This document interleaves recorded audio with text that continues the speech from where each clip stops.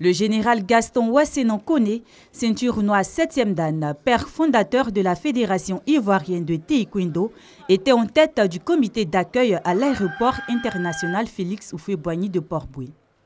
Les athlètes, le président Bombachek Daniel, le ministère des Sports et des Loisirs, ainsi que les membres de l'encadrement technique et médical, tous ont eu droit aux félicitations et encouragements du parrain de cette équipe qui avait à ses côtés les vice-présidents et les membres du comité directeur de la Fédération ivoirienne de taekwondo. Bombachek Daniel est revenu sur les difficultés qui n'ont pas permis aux athlètes ivoiriens de briller dès l'entame de la compétition. Le retard avec lequel l'équipe est arrivée à Moujou, les aléas climatiques et la forte altitude.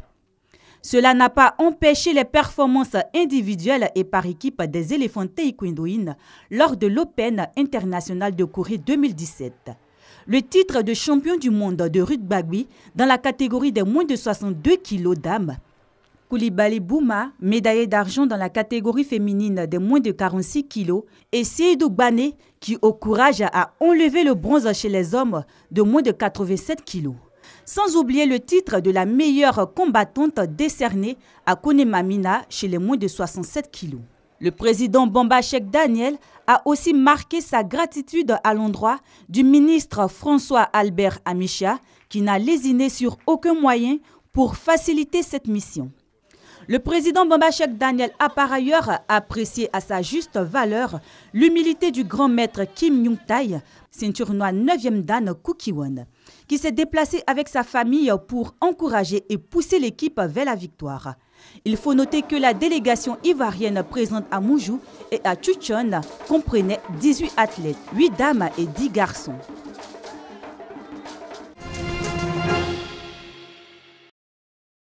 Les Jeux de la francophonie, c'est dans moins de 10 jours à Abidjan. Pour ce rendez-vous sportif et culturel du monde francophone, la Côte d'Ivoire attend 4000 athlètes, artistes et accompagnateurs, et plus de 700 journalistes.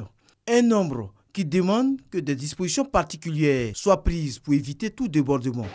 Une simulation à l'aéroport international Félix Houphouët-Boigny à Port-Bouët a donc été organisée par la commission accueil et hébergement du comité national des Jeux de la francophonie, CNJF, pour tester le dispositif d'accueil et de sécurité. On a mis en place un dispositif pour montrer qu'à quelques jours de jeu, on est en train actuellement d'éprouver nos dispositifs. Et je pense que les premières impressions sont très bonnes. Nous sommes passés depuis le tarmac jusqu'à l'entrée donc passager pour les formalités administratives, sanitaires et douanières. Et nous avons imaginé donc dans le scénario 3 types de difficultés que nous pouvons donc rencontrer. Des passagers avec visa, des passagers sans visa, des passagers même qui auraient oublié par devant eux donc les carnets de vaccination, les bagages perdus donc avec une réclamation, et nous avons fait également le circuit donc du salon ministériel. Pour ce test, 150 bénévoles représentants des délégations de la France, du Canada et du Congo sont mobilisés. Les bénévoles sont au centre, en tout cas du système de réussite des Jeux, parce que ces bénévoles-là sont la porte d'entrée et la porte de sortie. L'image de la Côte d'Ivoire passe en premier lieu par les bénévoles. Les véhicules sont arrivés et sont positionnés avec des vannes pour prendre les bagages.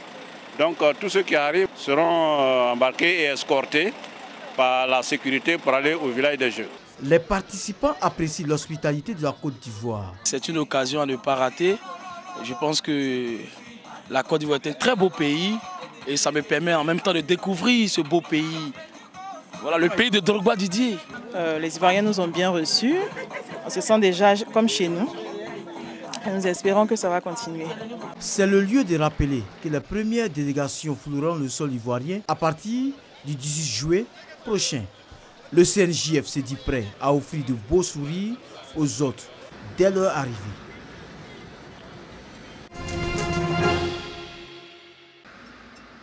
Conduit à Abidjan, un véritable casse-tête pour les automobilistes. Tellement la plupart des voies principales du district autonome d'Abidjan sont dégradées. Les nids de poules qui prennent souvent des allures de dortoirs d'éléphants sont légion sur les routes. Un tour sur la voie principale à Diamé-Abobo, à peine vous empruntez la voie express au niveau de l'ancienne case que vous êtes servi. L'état de la route est très dégradant et on aimerait que l'État trouve des solutions pour cette route, surtout pour pouvoir joindre les deux communes Abobo et Diamé. C'est à la base des accidents puisque chacun cherche à dévier un peu les nids de poules, tout ça là. Donc il y a plusieurs accrochages sur cette voie. Le 15e mois, à partir de 16h, il y a embouteillage jusqu'à 21h. C'est ici là qui provoque ça. En plus des embouteillages que cela occasionne, les automobilistes doivent aussi se rendre régulièrement au garage. Mais ça fait près de 3 ans la route là est comme ça, c'est très gâté. À chaque fois quand tu passes, tu gâtes les amortisseurs, les synamoques, vraiment on ne comprend pas. S'il y a une voie qui provoque aussi la hantise chez les automobilistes, c'est bien celle de l'autoroute du Nord. Cette voie réhabilitée en partie jusqu'au pont d'Agamé-Ferraille est fortement dégradée, ce qui provoque d'énormes embouteillages tous les jours. À ce temps-là, chaque jour, il y a problème d'embouteillage à cause de l'état de la route qui est gâté au niveau de Banco là. Quand c'est comme ça, là, vraiment, ça nous fatigue très mal. Surtout à partir de 16h à 21h, on a 1000 problèmes pour la circulation ici là. Nous qui faisons les recettes par jour comme ça, là, nous, ça nous fatigue. Si tu viens à Yopougon, au lieu de 1 heure du temps, tu peux faire au moins 2 heures, 3 heures, tu ne peux pas arriver à Guiamé. Comme c'est comme ça aussi, nous aussi, quand c'est comme ça, il y a l'embouteillage qui nous prend, on augmente le transport. Parce que si on n'augmente pas le transport, ça ne peut pas nous arranger. Et quand on augmente le transport aussi, les passagers se plaignent. En plus de nombreux embouteillages et les nids de poules qu'ils subissent, les usagers des véhicules de transport en commun doivent aussi faire face à l'indiscipline de leurs conducteurs. Certains, malgré la forte dégradation de la voirie, roulent à tombeau ouvert en sortant des rangs. Même à l'histoire, il n'y a pas de recette. Tu l'as dit non, ah, bon, on dit non, ça dépend de la route, mais il ne croit pas. Lui, à la maison, il va, ça va. Les embouteillages provoqués par la dégradation des voies sont devenus aussi un prétexte pour certains automobilistes de pratiquer la mauvaise conduite. De nouveaux itinéraires sont créés pour, selon eux, éviter les embouteillages. C'est dangereux. Si c'est dangereux, c'est un risque qu'on prend. Mais on va faire comment? Et puisqu'il n'y a pas de route, on veut rentrer vite à la maison. Ce n'est pas seulement les grandes voies qui sont touchées par la dégradation. Même dans les quartiers, les automobilistes peinent à circuler. Pour un petit trajet, on peut mettre 1 heure, 2 heures dans un embouteillage. Et là, on n'en peut plus. Depuis l'autoroute, il y a des ralentissements dans les différentes entrées de Yopougon. Et quand on vient ici, même c'est plus dense. Même déjà à 10 heures, même ça coince. La dégradation de la voirie à Abidjan est due au manque d'entretien. Certaines voies construites il y a plusieurs années n'ont jamais connu de réhabilitation. En plus de ces voies qui datent de longtemps, il y a aussi les travaux mal effectués par certains entrepreneurs à qui des projets ont été confiés ces dernières années.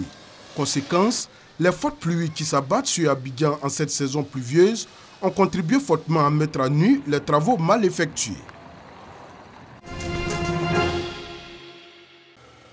La première édition de la Coupe du Monde a lieu du 13 au 30 juillet 1930. Une durée de 18 jours compte près d'un mois aujourd'hui et ne se déroule donc pas sur le vieux continent mais en Uruguay.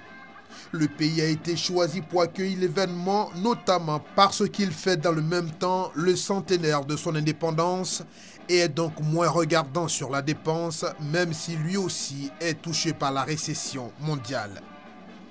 Mais là encore, un autre problème se pose.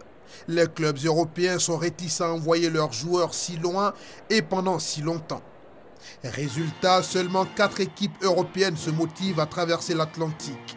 La France, la Belgique, la Roumanie et la Yougoslavie. L'Angleterre, nation inventrice de ce sport, méprise au départ ce tournoi et refuse l'invitation. Par contre, la France peut moins s'y soustraire. Le créateur de la Coupe du Monde, Jules Rimet, est un Français et l'absence d'une sélection venue de l'Hexagone aurait donc fait tâche. L'Amérique latine est surreprésentée dans cette première édition et annonce la couleur. Le football a vocation à être mondialisé. L'Argentine, le Brésil, l'Uruguay, la Bolivie, le Chili et le Paraguay sont en course. Le Mexique est également présent et même les États-Unis sont de la partie. Qui plus est comme tête de liste. La compétition se déroulera exclusivement dans la capitale Montevideo et l'Uruguay a construit un gros stade pour l'occasion de 95 000 places, qui ne sera terminé que 5 jours après le match d'ouverture. L'Uruguay remporte la finale 100% sud-américaine, 4-2 contre l'Argentine, après avoir été pourtant mené 2-1 à la mi-temps, et confirme qu'il est bien la meilleure nation à cette époque. Il avait déjà été médaillé aux JO de 1924 et de 1928. Il montre aussi que c'est une nation passionnée par le football, sans commune mesure avec la France.